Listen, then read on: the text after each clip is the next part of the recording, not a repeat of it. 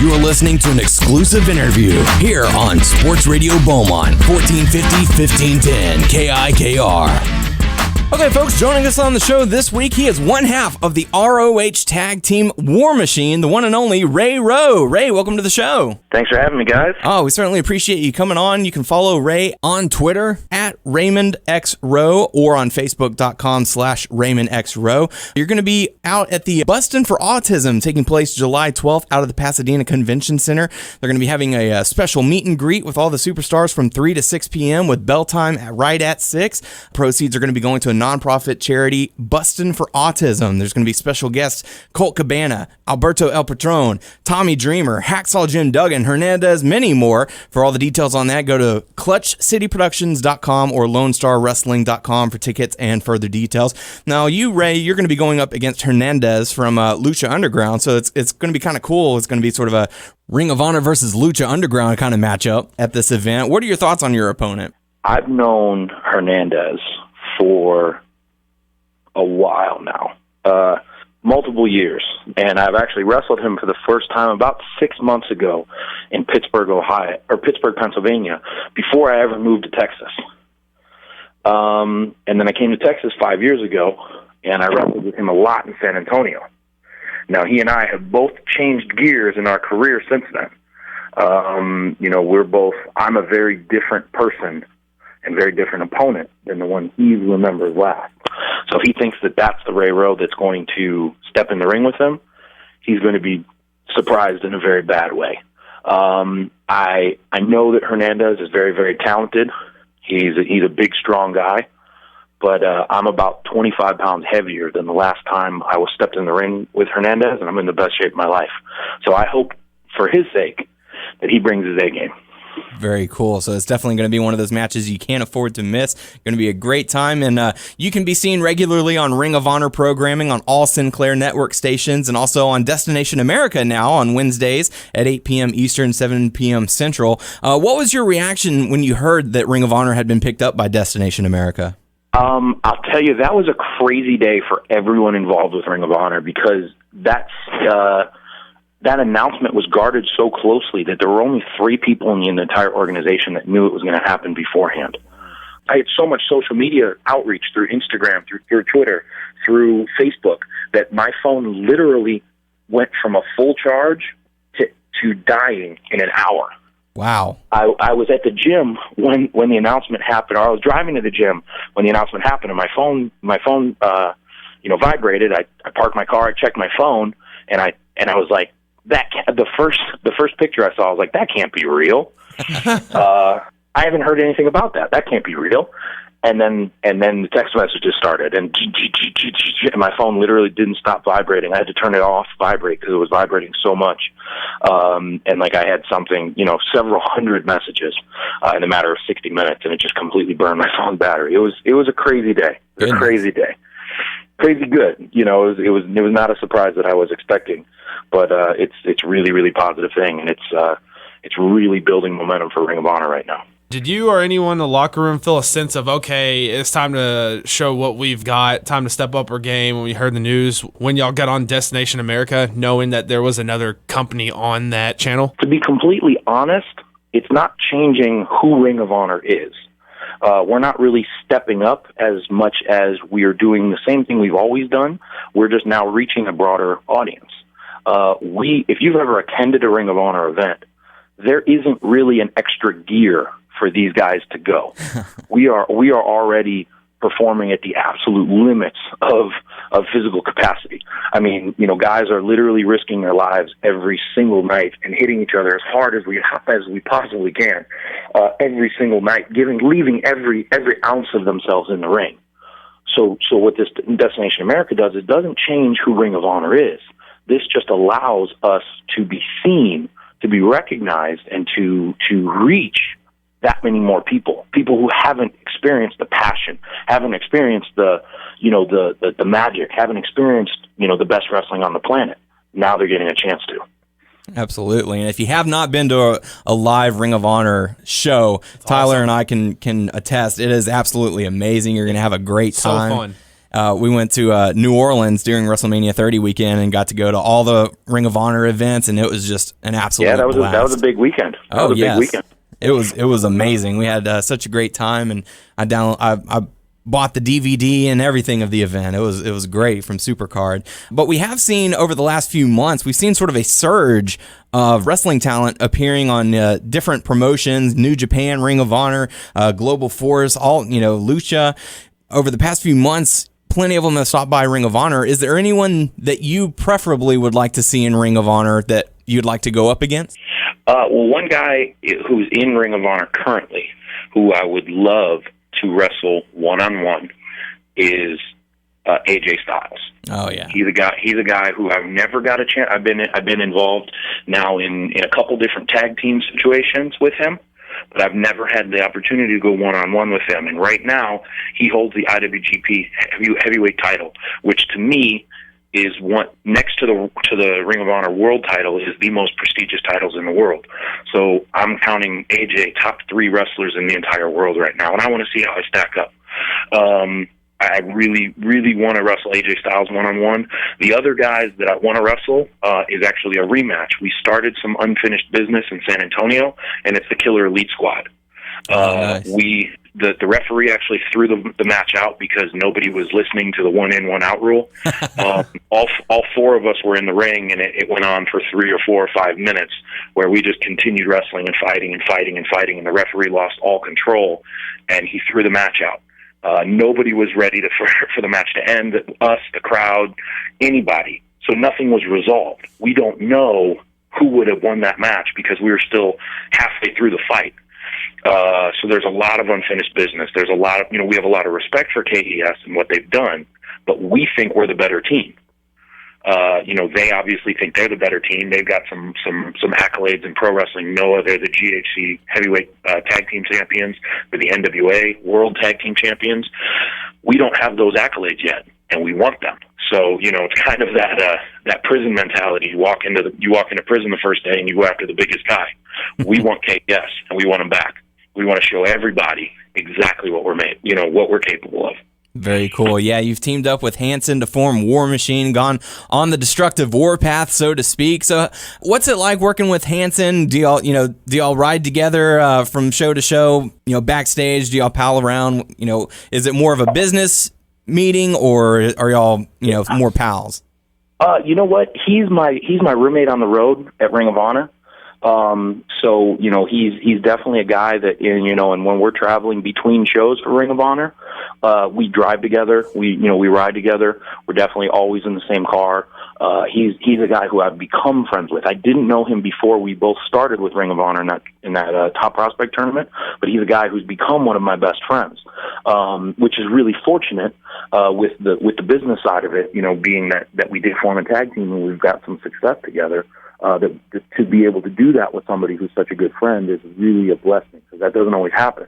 And he and I think very similarly about the business and about life and about what's important and priorities. Neither one of us drink or smoke or do anything like that. So it's nice. It's not a clash of styles. It's not a clash of personalities. And when we get in the ring, it's all business. So it really works out. I'm fortunate to have crossed paths.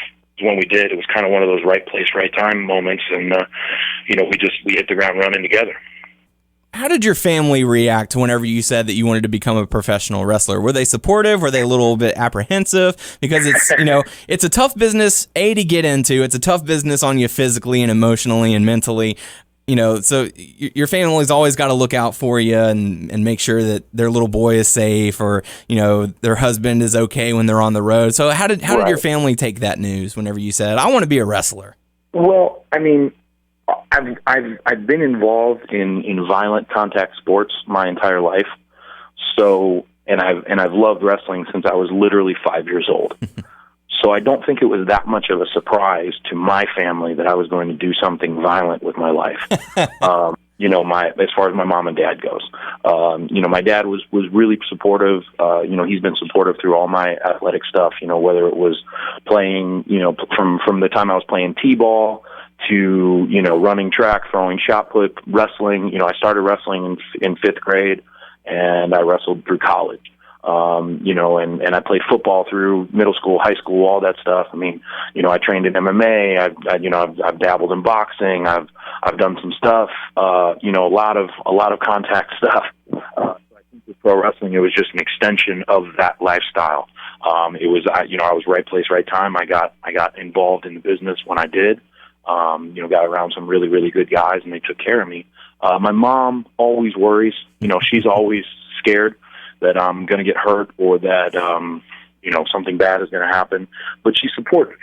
Luckily, I'm 30 years old now, so I've been through several relationships romantically, and not everybody has been as supportive as others. Luckily, the girl of my dreams, the girl that I'm with now, I've never met a more supportive person in my life. She is 100% behind board, whatever I have to do crazy to prep for a show, whether it's, my diet, my training regimen, my travel, anything. It's just whatever you need, babe. I got you, whatever you need.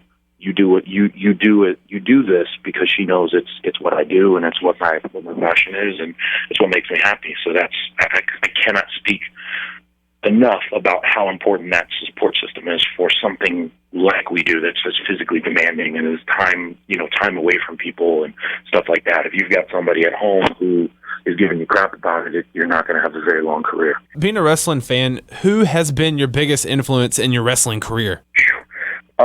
That's a complicated question.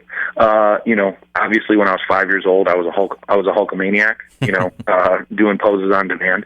As I get a little older, I got into ECW. That was kind of booming right as I was in high school. And you can see a lot in my style. I borrowed very liberally from Taz.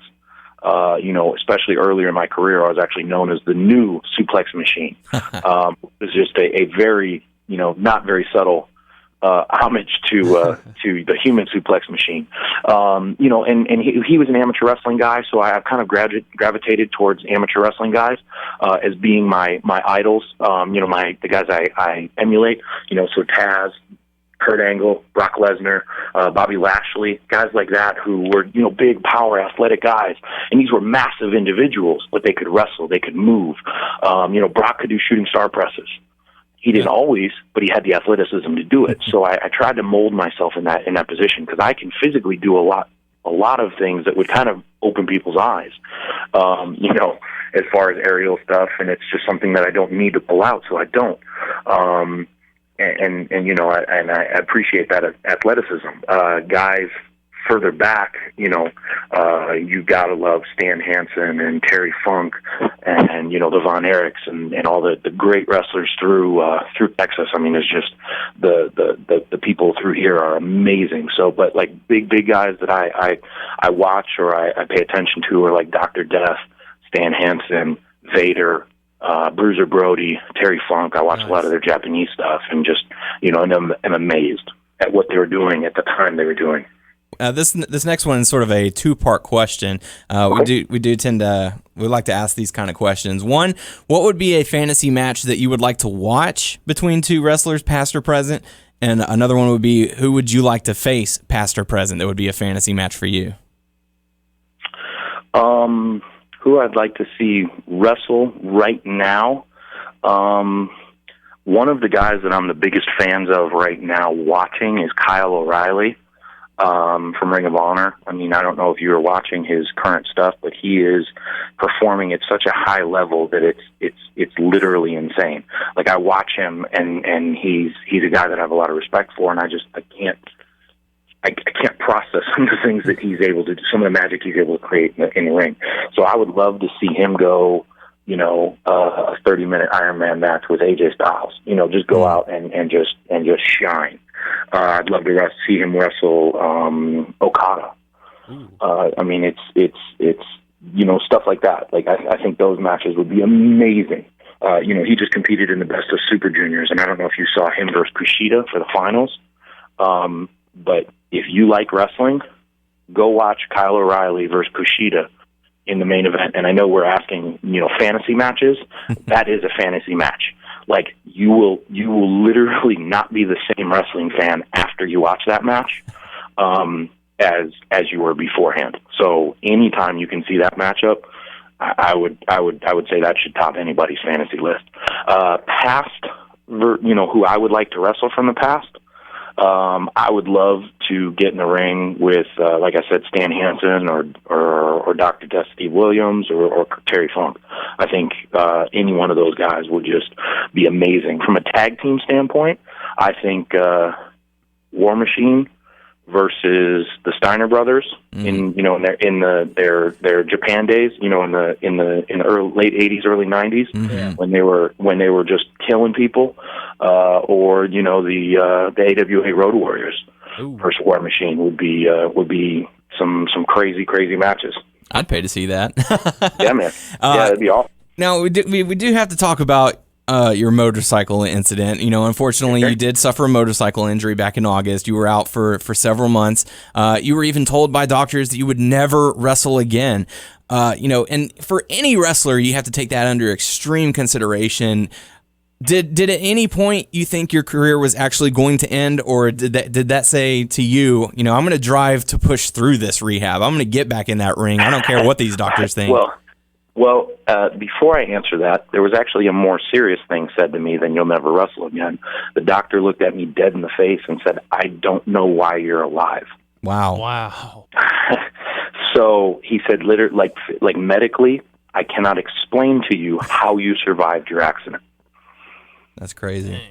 That kind of puts some things in perspective. Absolutely. Then the first surgeon I went to said that I'll never wrestle again. I went to a second surgeon who was a guy who actually worked on some WWE guys, and he said that he could put my arm back together, and he thought I had a realistic shot of being back in the ring in 8 to 12 months.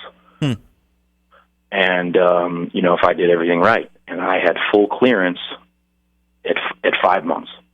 Wow. And I had my first match 6 months and 1 day from my accident, or from my surgery. Wait, I'm sorry, from my accident. 6 months and 1 day from my accident. That's absolutely insane. Yeah. So, he said typical recovery time was 8 to 12 months, and he said realistically for me to be, back to being whole would be probably 9 to 12 months realistically. And I had full clearance at 5 and was back in the ring in 6.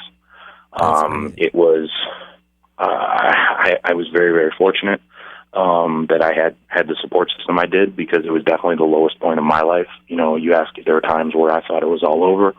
There were times where I really questioned whether or not I was ever going to be whole again. To go from somebody who's literally in their athletic prime, in their best shape of their life, doing living their dreams, to not be able to do things like take your shirt off, not be able to do things like tie your shoes or take a shower. It was incredibly humbling and depressing, and if I didn't have the people around me in my life at the time, I wouldn't have been able to make the recovery that I did. My girl was actually, we were together then, and she was over every single day, making sure I could eat, making sure I took a shower, making sure that I had what I needed. I had my little brother Shane Taylor around, who, as soon as I was able to rehab, or as soon as I was able to start going to the gym, we were in the gym 6 to 7 days a week.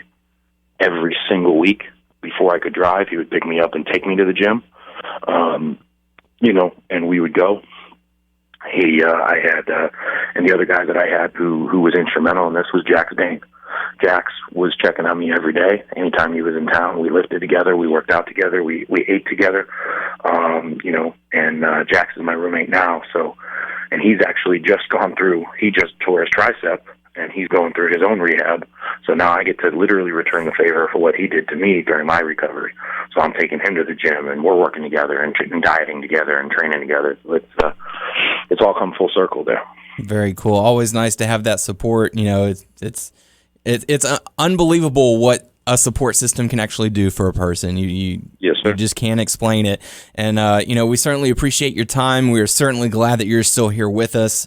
There's got to be a reason for it, and it's you're affecting other people's lives by telling that story, and going out there and showing this is what happens if you don't give up. You go back out there and You rehab harder than you thought you could. You push yourself a little bit further than you thought you could, and you end up waking up the next day and the next one and the further one. And the recovery has actually, and the accident, the whole process has actually, for social media savvy as everybody is, it spawned a hashtag, and I use that in the ring. It's now a moniker, and it's hashtag hard to kill.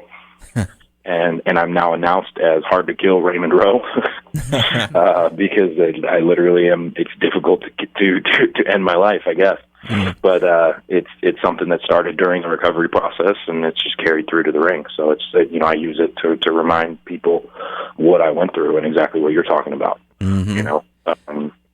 If you don't give up, you are hard to kill. Your will is hard to kill. Absolutely, and we're very glad that you're here with us, and we're going to get to see you on July 12th out at the Pasadena Convention Center for the charity event, Bustin' for Autism. Again, they're going to be having a special meet and greet, 3 to 6 p.m., bell time at 6, proceeds going to the charity, Bustin' for Autism. Plenty of special guests. Make sure you go to ClutchCityProductions.com or LoneStarWrestling.com for tickets and further details. Raymond Rowe, it has certainly been an honor, a pleasure. We certainly appreciate your time. All right, man. Appreciate it. Thank you. Have a good night. Later, man. Bye-bye.